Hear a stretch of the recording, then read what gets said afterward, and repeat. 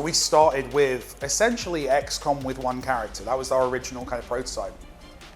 And it sucked exactly as much as you would expect, right? Because there's a reason there's a squad in XCOM. It's because otherwise you choose a move and then you watch 5 other characters. I was saying to someone earlier, it was like the AI was playing a more interesting game than you were. But like that wasn't working, which is why we ended up with this kind of this timeline strategy thing of kind of making everything kind of simultaneous and everything going along. What we had to do as well is as you say, we have to take players who are used to games like XCOM and other games in that genre, and we do have to kind of teach them how to play on that timeline.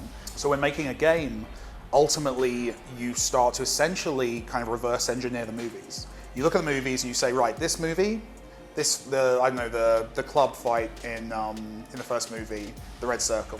You look at that scene, and God knows we did quite a few times, and you say, right, this scene, this is, let's say, a video of the best player in the world of John Wick Hex playing the game.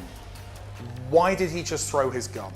You know, how did that come together? And you start basically deconstructing these fight scenes. And by the way, the beauty of this is they're constructed so logically and intelligently by the filmmakers, but this is really straightforward what I'm describing. This does not require genius level intellect. This is basically a process of extracting the meaning from what they've done. Once you've done that, and you've got this sense of why the player's doing all of these things, and you'll notice already I'm talking about John as a player, you start actually kind of designing the systems that would trigger that. Like, what do we need to simulate? How deep do we go with this? We don't need to simulate the hair follicles on his neck, but maybe we need to figure out that there's some kind of focus bar, which we have. So every time he gets punched, his focus goes down, which reduces his probability of hitting with gunshots. That's how we're going to model the idea of him getting tired in a fight. Those kind of things, kind of working out how to layer up these things. So we then take the game and we can look at someone playing the game and we go, oh, that player is playing like John Wick. We've achieved something. So it was just a weird kind of series of events. It was, I was out at the cinema watching an action movie with Ben, who's actually behind you. I know you're right there, Ben.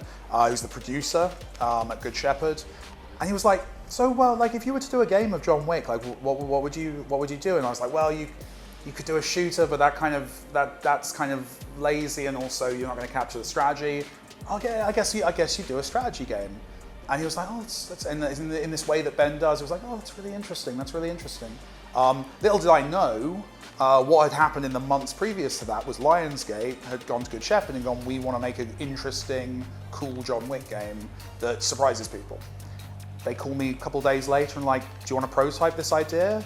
And I thought, sure, why not? I thought it was a good excuse to prototype an idea that I thought was interesting. I never thought it would actually kind of happen, because that's the thing with licensed games. They don't usually go for the interesting, weird idea. You don't usually win them over with something that's a bit different or a bit original. I'm sat there with like lots of people around the table, but specifically pitching it to an executive producer called Jason Constantine, who's basically Mr. John Wick at Lionsgate, like responsible for the franchise. I demo the prototype, I talk about it, talk about how much we love John Wick, what we're planning to do with it, and he's like, "This looks cool, Mike, but..." And it's all very grey box and early kind of build the game. He's like, "This is cool, Mike, but why does John keep waiting for the bad guys to shoot him?" He says that John doesn't wait for bad guys. And I'm like, "Oh, it's because it's turn-based." He's like, "I don't understand, like, John would shoot back, or he'd fight them, or he'd dodge it, or he'd do something." And I reached for my laptop, opened up a web browser, and started showing, I think it was actually possibly even IGN gameplay footage of other games, saying, "No, this is how the genre is."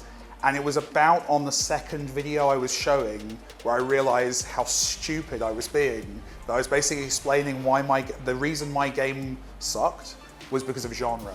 And I went back to London, we sat down and we completely rebuilt it around this idea of this concurrent action, and that's when it turned into a good John Wick game. And all because of a meeting in Hollywood with a cool executive who then, when we took it back, like hugged me. He loved it. So yeah, I think there's definitely the obvious solution to the John Wick problem is to make a shooter, an action game, something like that. And I think that would work. But my problem with it is that it wouldn't capture what I love about John Wick, which is the strategy, which is the thought process. When I play a third-person shooter or an action game, I circle strafe my way around whoever's shooting at me and then I move on.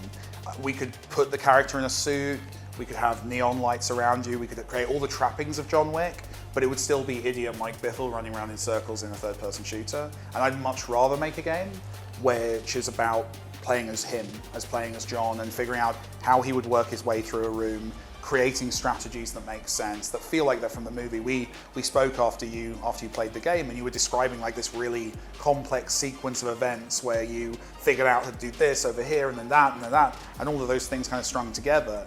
That to me is why John Wick movies are great to watch and lots of fun to see, and it was why I decided to make a game that was kind of in that vein.